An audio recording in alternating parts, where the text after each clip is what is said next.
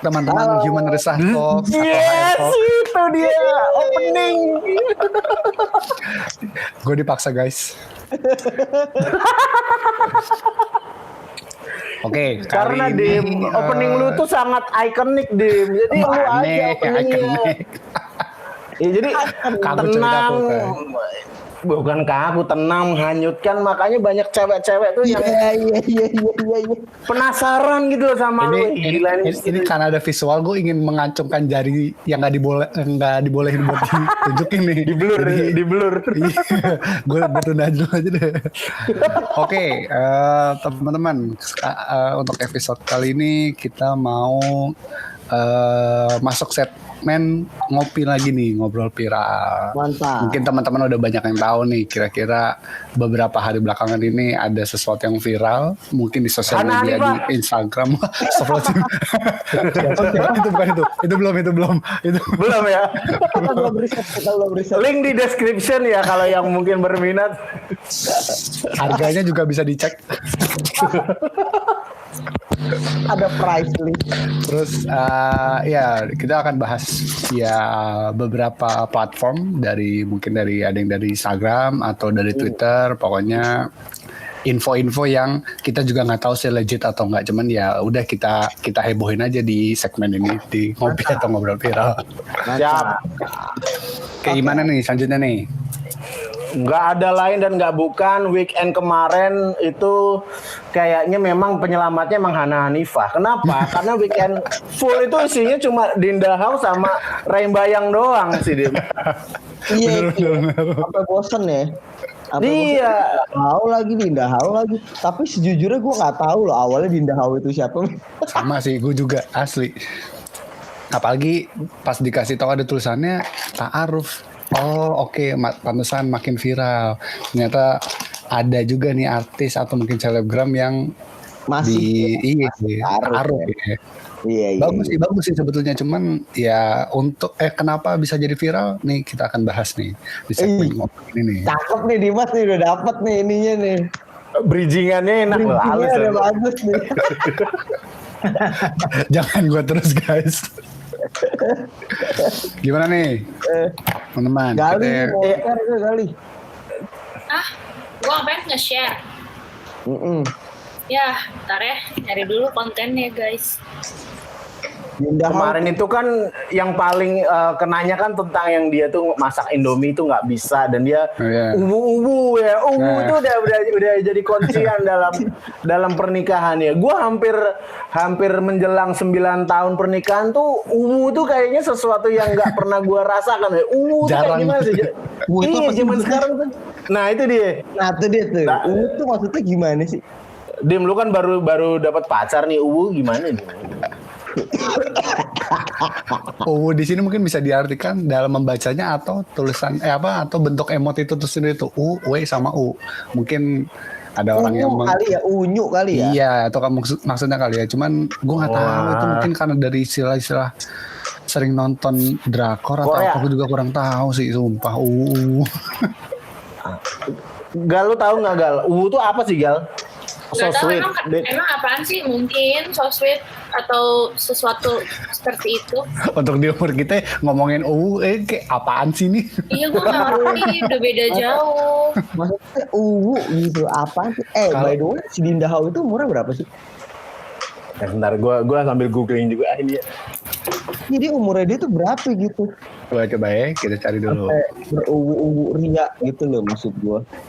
Ini aja nih. Gue ngambil based dari on ini Google, ya. Dia kelahiran 14 November 1996. Gak terlalu jauh dong. 24 tahun ini. Jauh dari siapa nih Gal? Dari gue ya kalau dari Maten jauh lah gitu. Nih jadi gue ngambil dari situs gosip aja ya. Nah ya. Maaf ya agak lama gak prepare. Wah di rumah gue baru hujan. Di rumah gue juga. Nih, Dinda Hau dihujat karena tidak bisa masak. Kelihatan nggak? Indomie. Nah ini. Ya, mulai.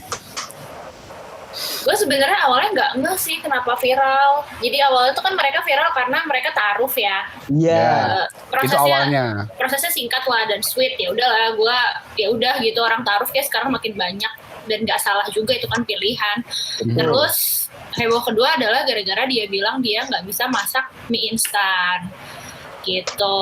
Wow. Tapi jadi ada yang pro kayak ya emang kenapa kalau nggak bisa masak? Emang kita nih seperti caption di sini, emang kita bangun rumah, kita kan bangunnya rumah tangga bukan rumah makan. Ya, iya ini. Betul juga itu. Benar juga. Tapi kalau rumah tangga bisa membangun rumah makan kan lebih enak ya. Cuan maksud gue. Nah terus yang kontranya itu adalah kayak masa sih lo nggak bisa masak mie instan gitu, Indomie, masa orang Indonesia nggak bisa masak Indomie kan, tinggal banyak yang bilang kayak lo tinggal buka halaman belakang, habis itu lo tinggal lihat gitu, Buka halaman step belakang. by step halaman Dibalik ya, dibalik. Dari kemasan dong, Gal, buka halaman. Ya mohon maaf. Buka halaman aja. Ini dia kebanyakan ngerjain playbook, gue yakin. Astagfirullahaladzim. Tapi kayaknya tuh Guideline. sebenarnya ada pesan sih sebenarnya sih. Sebenarnya tuh ada pesan sebenarnya. Apaan tuh? Kalau menurut gue ya zaman sekarang ya nggak mungkin kan orang nggak bisa masak mie instan itu hal-hal yang mustahil lah. Gitu. Menurut gue mustahil sih, menurut Hal yang gue. tabu gitu kan. Tapi kalau gue lihat dari satu sih kayak nggak bisa masak mie instan mungkin. Iya. Dia ingin menunjukkan bahwa lu nggak perlu bisa masak, tapi ya lu udah nikah aja gitu. Jadi lu nggak usah nunggu segala sesuatu kayak bisa masak, bisa jago masak ya apa-apalah gitulah gitu. Kalau gue sih kayak gitu sih. Cuman ya karena ini mie instan gitu ya, maksudnya kayak mungkin netizen ya banyak yang berkomentar miring juga. Atau enggak pandangan lain, udah ta'aruf dimasakin sama suaminya di malam pertama. Nah itu dia tuh mungkin banyak netizen yang gue nggak taunya Dinda Hau, gue lebih nggak tahu sih ini Ray Bayang ini siapa. Tapi sepertinya gue tahu dua-duanya. gue cukup mengikuti si yang Ray ini sebenarnya. Dia tuh suka penyanyi religi gitu. Sebenarnya ya dia satu grup sama si Nata Reza gitu sih. Jadi gue cukup mengikuti lah. Maksudnya kayak ya mereka lumayan ya Islamic religi gitu. Nah, adalah lagu yang nggak ada playlistnya di Spotify lu, Dim, pasti gue yakin. Yang nggak akan muncul di home ya. Nggak akan muncul. ya, jadi masalah itu kan kemarin kita sempat bahas juga masalah trade bekal suami. Bekal suami. Masalah bekal suami gitu. Nah itu tuh jadi serba salah, tau gak lu? Iya gak? Kayak giliran bisa masak buat suami dihujat. Ini nggak bisa masak juga dihujat. Sebenarnya gitu. Sebenarnya kalau si Dinda ini dihujat bukan karena nggak bisa masaknya, tapi karena Indominya. Karena Indomie instan. Karena Indominya kayak masa sih lo orang Indonesia lo nggak bisa masak Indomie gitu. Maksudnya sekaya rayanya orang-orang tuh kayak ya mau lu sekaya raya apapun, pembantu lu mau 10 mau 100 gitu ya. Tapi pasti maksudnya iya gitu loh, at least tapi lo kan bisa baca. Kecuali mungkin judulnya udah nih malam pertama dimasaknya rendang, wah itu baru nggak ada yang hujat. Nggak ada yang hujat. Atau at least atau nggak usah rendang deh, at least nasi goreng. Orang pasti lebih wah gitu ya kan. Nasi goreng Tapi benar juga poin Kak Dery. Jadi kayak ya emang lo nggak perlu bisa. Gue juga pas married belum bisa masak ya karena setelah menikah. Karena kan nggak mungkin jajan terus gitu. Benar. Berarti ya kan? Harus masak gitu kan, Gak? Iya. Nah terus tapi yang kalau menurut gue lucunya itu adalah gue tuh lupa, gue liat di Twitter ada yang bilang gini, coba lo bayangin kalau yang nggak bisa bikin Indomie ini KK. Wah pasti dia. Waduh. Habis kan? Gue no comment sih. Ya maksud gue ya itu sih diskriminasinya masih terlalu privilege ya. Iya, jadi akhirnya tuh mengarahnya kayak ya lo cantik gitu lo dapet privilege gitu. Padahal Ini ngebahas Dinda House sama Rembayang nih kan ngomongin di malam pertama itu masang Indomie. Nah coba nih yang sudah berpasutri nih gimana nih cerita malam pertama? Gue agak bingung ya mau jawab apa ya. Coba yang cowok-cowok dulu aja. Soalnya yang jelas tunggu. Soalnya kan ada orang bilang kayak apaan malam pertama enak-enak apa segala macam. Gue malah capek banget ngurusin ini tuh apa segala macam. Nah gimana nih buat teman-teman 3 teman kita nih yang sudah berpasutri ini. Enggak, yang jelas kalau malam pertama makanya nggak mungkin Indomie karena cateringnya itu udah sisa banget. Iya. Dibawa pulang. Ini yang jadi pertanyaan. Bener. Iya itu juga, ada cateringnya nggak ya itu di pernikahan itu ada cateringnya nggak? Enggak, jangan ini memang bagian dari endorse Indomie ya karena Indomie itu kan memang top of mind brandnya Indonesia dunia tuh Indomie gitu loh. Iya. Betul, gua rasa karena brand Indomie deh. Iya, nggak enak masa Dinda House. Aduh, aku nggak bisa masak mie burung dara kan nggak mungkin, nggak enak. Entar nggak inget mie burung dara. Enaknya. Ayo aneh dah. Iya aneh maksudnya sekali menurut gue ya sekali Crazy Rich Surabaya gitu. Nah, pasti bisa anjing masak Indomie. Benar. Iya. Aneh aja. Tanya Dimas deh, Dim, lu kan kuliah di Malaysia ya, masak Indomie itu udah survival kit kan kalau iya. Nah, tapi ada satu cerita lucunya adalah gue di apartemen bertiga. Waktu kuliah nih? Nah, waktu kuliah cowok semua dan kebetulan gue yang nyetok dikasih bukan dikasih ya, maksudnya gue yang nyetok Indomie paling banyak. Tapi ya emang karena dasarnya gue mager kali ya. Itu stok Indomie gue dimintanya sama 2 temen gue aja udah. Gue jarang masak. Orang mana? Temen lu orang Indonesia? Orang Indonesia. Cuman gara-gara gue emang mager bebersihnya aja sih. Cuman kalau emang misalkan udah masak rame-rame itu kayak misalkan lagi festif kayak masak nasi goreng bareng-bareng atau lagi pokoknya lagi rame-rame banget dah, itu gue masih nggak apa-apa tuh mau nyuci, cuman karena ya sesimpel gue mager masaknya aja itu jadi stok Indomie gue yang habis bukan gue yang habisin. Tapi lu gak masalah dengan hal itu kan? Sangat gak masalah. Gue alhamdulillah malah bisa buat pancake. Walaupun pas gue foto, gue post di sosial media pada nanya itu telur dadar. Oh baik. Pancake. Telur dadar. Gue rada sakit hati tapi juga kayak gue bingung. Emang iya sih mirip telur dadar sih. Tapi alhamdulillah masih enak kok. Bagus.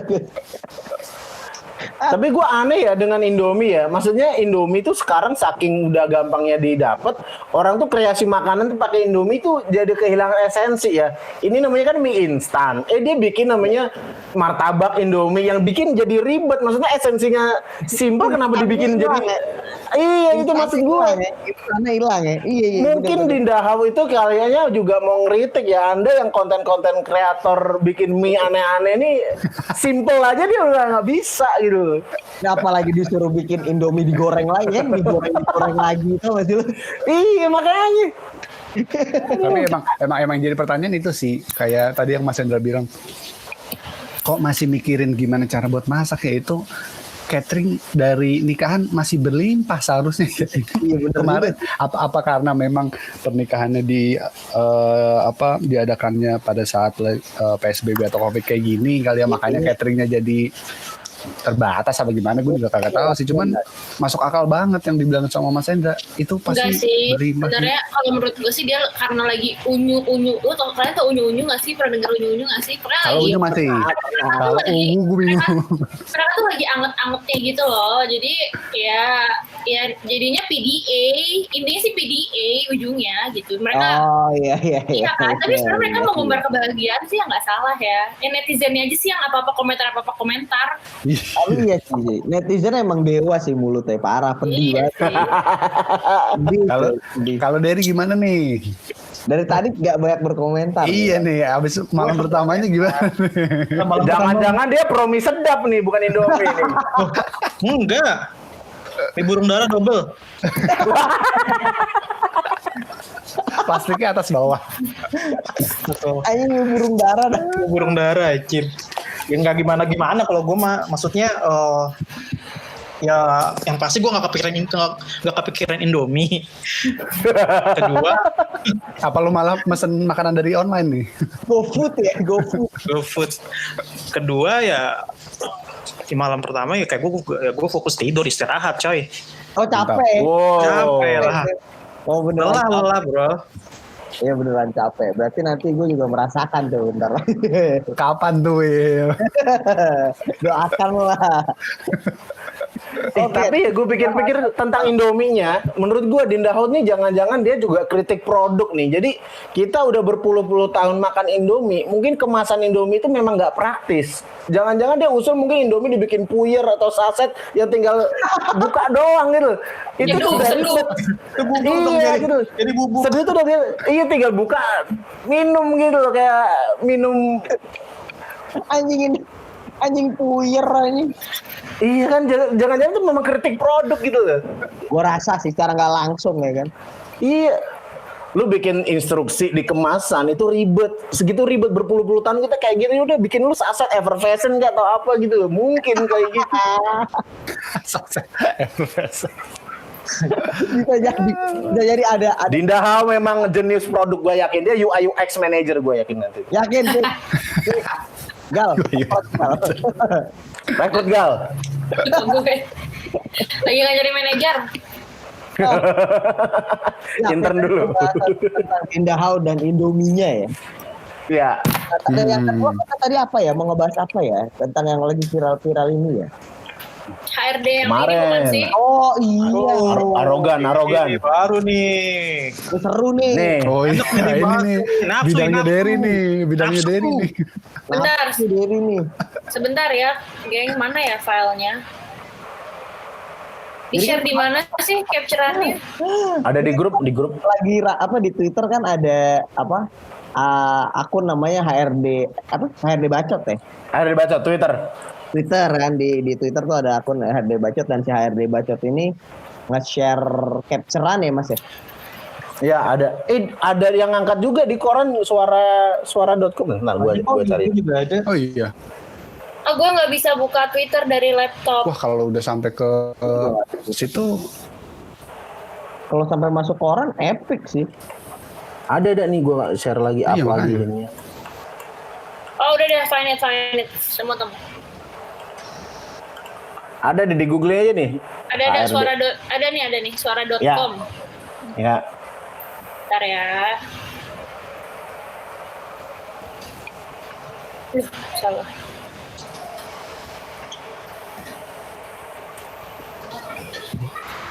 Jawaban sombong HRD tolak lamaran kerja. Nah, Jadi poinnya di sini sih sebenarnya ada screenshotan yang ada di Twitter HRD Bacot itu. Nah, itu diangkat di suara.com. Itu ya tadi tuh judulnya jawaban sombong HRD tolak lamaran kerja bikin warganet geram ya. Jadi kandidat tuh marah. Itu ya mungkin bukan kandidatnya secara langsung ya. Jadi mungkin reaksi para netizen itu juga kesel juga, masa nge-reject orang gitu-gitu banget ya. Jadi buat teman-teman yang mungkin nggak tahu dalam proses rekrutmen itu selain kita nerima karyawan baru, mungkin kita akan mereject kandidat-kandidat yang lain yang mungkin belum sesuai dengan kebutuhan perusahaan. Nah, masalahnya sekarang menyampaikan pesan reject itu juga mungkin agak-agak ada rasa sungkan, nggak enak, nggak tega. Nah, si bangsat ini ngasih rejectnya bikin kesel gitu loh. ini ya. Nah, Jadi ini kronologisnya gini nih.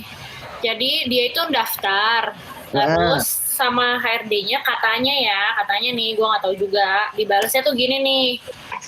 Kamu tuh nggak baca sesama ya minimal requirement-nya yang diminta. Memang ignorance atau iseng saja coba-coba katanya. Terus si pelamar ini banyak banget iklan di website ini. Nah terus udah gitu, nih balasannya dia bilang ini dia sedih lah. Kenapa nggak pakai format penolakan aja sih? Aku tahu sih aku salah karena belum memenuhi syarat. Cuman kan usaha. Gitu. Terus dia balas lagi gini. Beberapa pesan ada lagi yang gini, wish you segera dapat kerjaan ya kids supaya nggak jadi sampah masyarakat. gitu. Tapi gue Derry gimana nih Derry? Agak emang. Iya gue juga Sebenarnya konyol sih, gue bilang menurut gue konyol ya. Maksud gue, pertama itu dia update status kan. Biasanya kayak makanya nyebar ke yang kedua emang konyol. Gini loh, kita sebagai HRD itu kan kita pasti pernah merasakan menjadi kandidat juga kan pada saat kita cari kerjaan. Kenapa kita memperlakukan kandidat seperti itu gitu? That's why ya kalau emang mereka mau apply, kalau menurut gue sebagai kalau misalnya ada di posisi HRD ya gue sih welcome aja kalau ada orang mau apply dari background apapun ya apply aja gitu kan.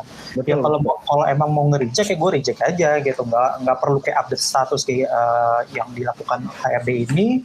Dan juga gue juga nggak bakalan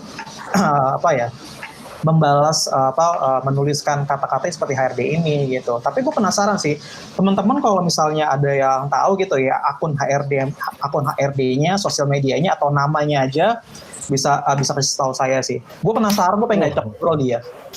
Iya, ini. Maksudnya diajakin langsung. Iya, bukan ke papilon, tapi ngobrol. Iya, pokoknya kita undang ke sini rasanya tuh bener kita buat kita. Gue pengen ngajak ngobrol. Sebenarnya dia ada masalah apa di masa lalu gitu, maksud gue gitu. Iya. Gue pengen ada masalah aja di Rukiah aja sih dari orangnya. Iya, apakah dia dapat penolakan yang seperti ini juga kah dulu ya kan? Nah, bisa jadi gitu. Maksudnya kayak ini tuh konyol menurut gue tuh. Yang pertama ini kan jadinya HRD jadinya orang nganggap HRD itu kan jadi nggak baik gitu kan. HRD semena gitu kan. Nama baiknya juga jadi hancur gitu. Ya, padahal nggak pernah baik. Nggak pernah baik. Tapi kalau gue masih believe it or not sih, emang orang ini orang HRD. Maksudnya beneran dia apa cuma dia mencari sensasi doang gitu. Siapa tahu dia butuh sensasi doang. Tapi dia katanya ada beberapa orang. Katanya ada beberapa orang. Kata di ininya Kak di Twitter HRD. Iya, di Twitter atau di Twitter kalau nggak salah. Katanya ada beberapa orang juga dilakukan kayak gini. Iya. Oh iya. Kalian kan belum ngebuka kan? Ini dari perusahaan apa? Nah, ini beneran dari HRD dari satu perusahaan atau cuma kayak sekedar oknum yang pengen viral aja? Jelek-jelek doang, iya. Jelek doang gitu. Karena masalahnya, sumpah sih seumur-umur gue belum pernah ngelihat penolakan yang benar sekasar ini gitu, kayak wish you segera dapat kerjaan yakin supaya nggak jadi sampah masyarakat. Lu serius balas kandidat kayak gitu kayak apaan sih, anjir nggak jelas banget hidupnya. Mungkin buat pendengar kita ya yang mau jadi HRD atau rekruter kayak kita gitu, FYI aja sih, dari 100 pelamar yang bagus cuma 10%. Jadi ya lo kalau jadi HRD tuh udah biasa nerima yang nggak fit, tapi lo nggak boleh memperlakukan mereka kayak gitu. Nggak dibenarkan gitu, bener-bener nggak dibenarkan. Mau sekalipun misalkan requirement-nya S2 yang daftarnya SMA gitu, terus lo jadi seenak-enaknya gitu memperlakukan manusia, kan nggak kayak gitu. Nggak gitu juga kayaknya. Maksudnya tetap kita reject, tapi ya pakai bahasa formal, bahasa yang sopan gitu ya. Tetap bilang we wish you a better future, future endeavor misalnya atau apa. Ya nggak dengan ngatain sampah masyarakat itu astagfirullahaladzim, itu parah. Bahkan kita seringnya nggak ini ya, kita sering bilang if you want to reapply to our company ya kan, feel free to try again. Misalkan 6 bulan, 1 tahun gitu. Bahkan kita atau enggak mereka kita suruh daftar untuk posisi yang lain karena mungkin akan suitable untuk posisi tersebut gitu. Justru kita memberikan arahan kayak misalnya coba dilihat lagi lowongan-lowongan yang buka, mungkin ada yang lebih suitable gitu loh. Kalau gue jadi yang curhat ya, gue apa aja di Twitter kalau emang bener digituin orang. Iya makanya kayak itu gila sih, itu parah banget anjir. Kayak sampah banget gitu loh. Kok bisa-bisanya lu ngomong kayak begitu? Goblok itu. By the way, ini yang lain Kak Dery sama Mas Hendra di mana?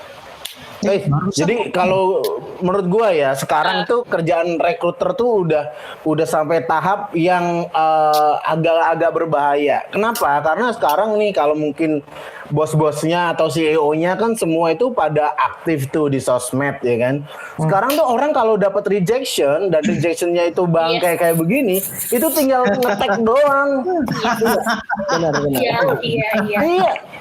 Ya itu ya Mas atau Mbak siapa CEO ya, ini ada anak buah Anda bangsat kayak gini, menurut gua harusnya sih.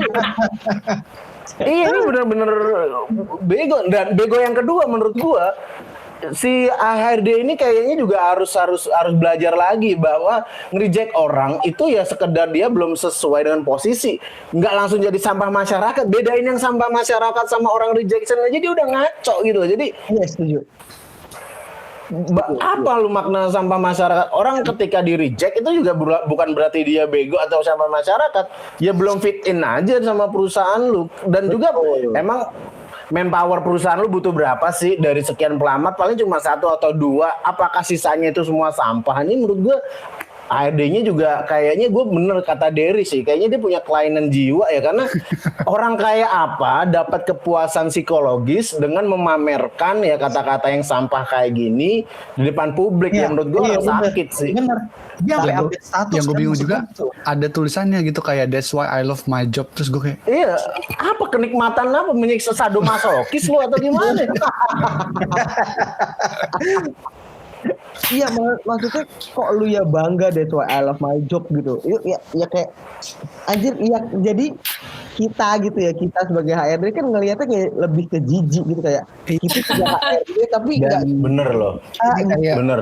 kita bukannya mau ngomongin terlalu etnosentris apa kayak gimana nih, karena kami berlima kan kebetulan juga bekerja di bidang yang sama gitu. Cuman ini yang dijelekin bukan sebuah institusi tapi sebuah profesi gitu loh, yang orang lain ngelihat banyak loh yang kerjanya kayak gitu. Misalkan kalau institusi kan oh yaudah satu institusi aja gitu ya, mungkin institusi maupun anak perusahaan apa segala macam belum tentu sama gitu kejadian. Cuman ini profesi I mean, kalau ini di bahasa Inggrisin terus orang luar ngelihat juga geleng-geleng, yakin gua.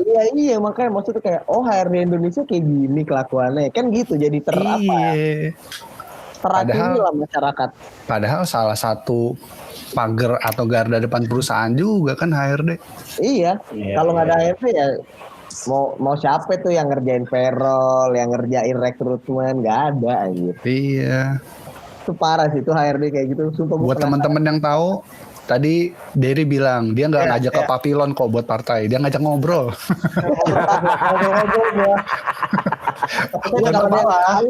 Bukan ke papilon loh. Kalau ada yang tahu boleh banget share ke kita. Ntar kita undang. Tapi gue pribadi ya, gue hampir 9 tahun kerja di bidang HR.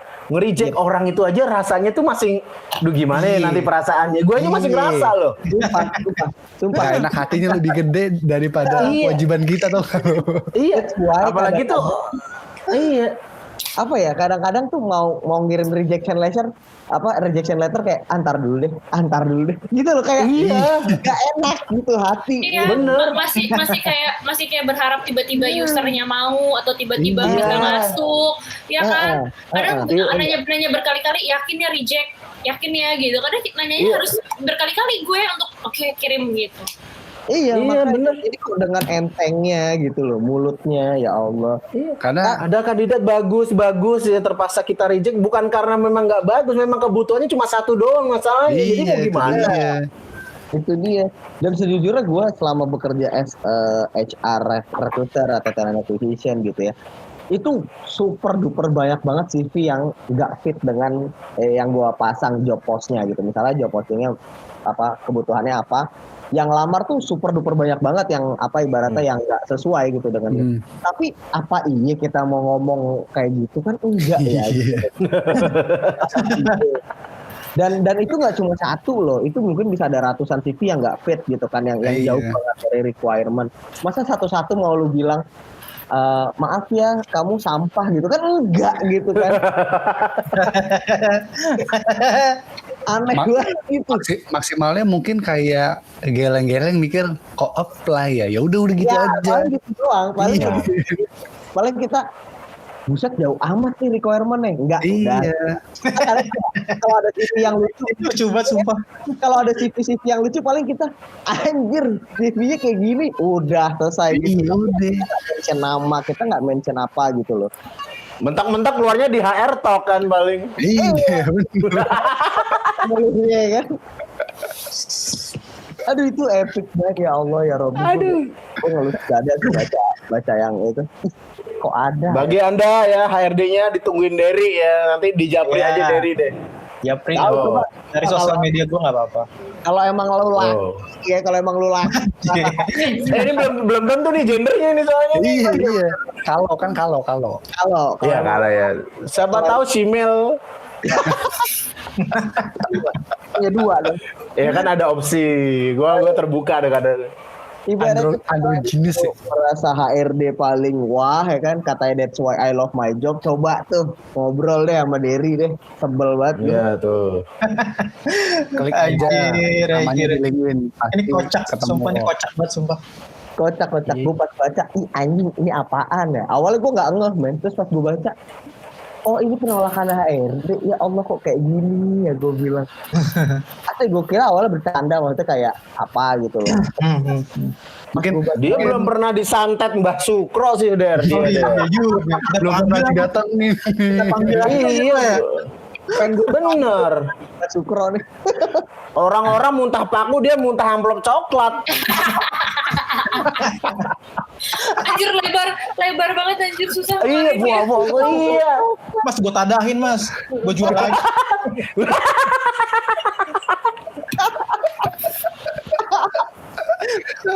Dipakai lagi buat lamaran selanjutnya. Iya, udah.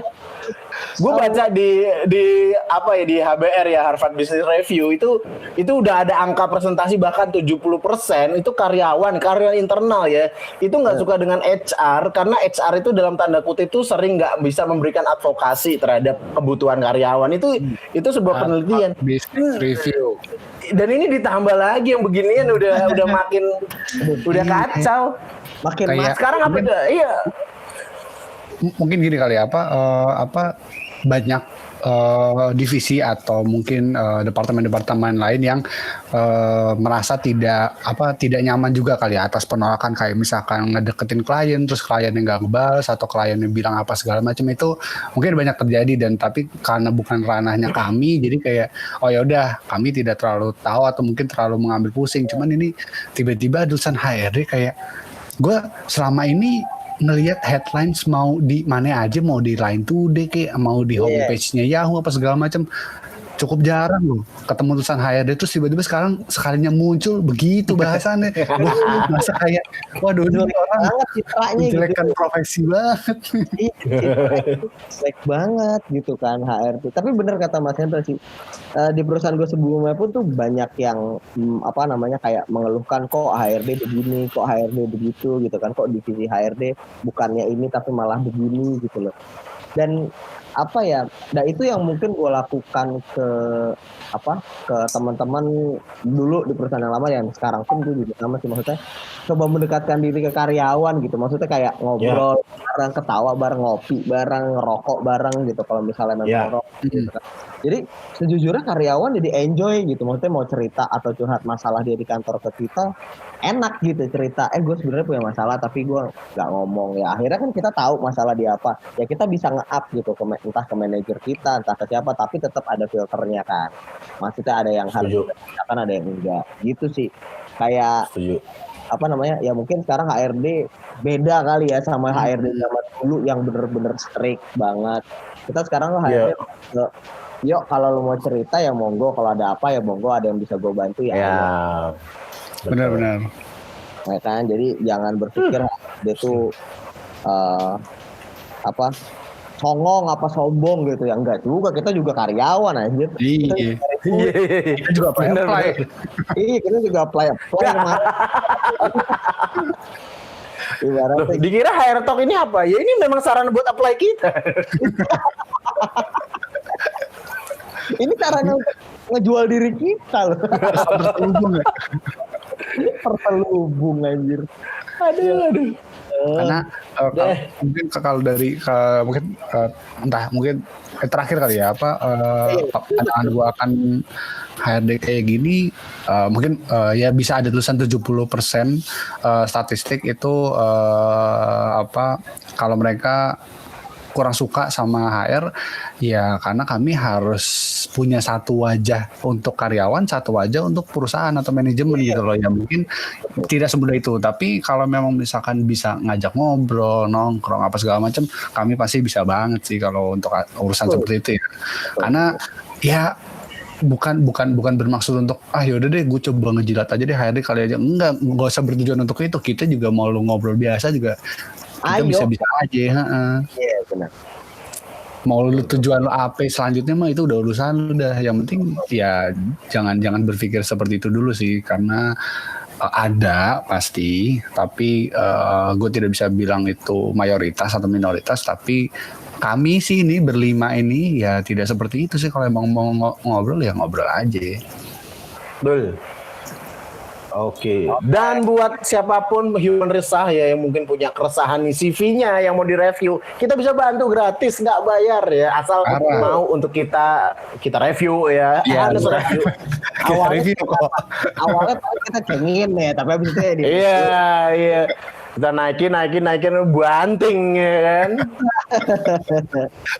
Enggak, ini tujuan review ini sebetulnya kita nggak mau bahas seserius itu juga sih, karena kan kita mau ada unsur humorisnya juga kalau bisa gitu, tapi dengan sisi humoris kita juga ada manfaatnya. Siap. Gitu. Oke. Paling berarti episode ini itu aja ya, keresahan kita membahas tentang netizen yang ngomentarin Dinda How, sama ternyata ada tadi oknum HRD yang merusak citra HRD gitu ya. Ini keresahan kita di episode kali ini itu aja. Mungkin di next episode kita mulai bahas CV lagi ya, karena udah ada beberapa CV. Oke. Benar. Karena ini ada 2 anggota kita juga sudah off duluan. Karena ada kerjaan. Gitu. Iya. Tapi sedikit gua ngomong tentang CV ya. Jadi kemarin pertama kita bahas tentang CV-nya orang yang lamar di rekrutmen, ada yang di sales, marketing branding, ada juga yang IT ya. Jadi macam-macam posisi departemen silakan ya. Mau kalian mungkin mau yang di swasta atau mungkin di LSM kali, apapun coba aja dikirim ke hrdtalkspodcast@gmail.com ya. Yes. Karena nanti ada passwordnya kopi gayonya enak. Alamat emailnya ada di link description. Yes. Paling itu aja episode kali ini ya, Dim. Ya, see you soon teman-teman Human Resah Talk. Semoga kita bisa mengentertain teman-teman selanjutnya. Bye. Ciao.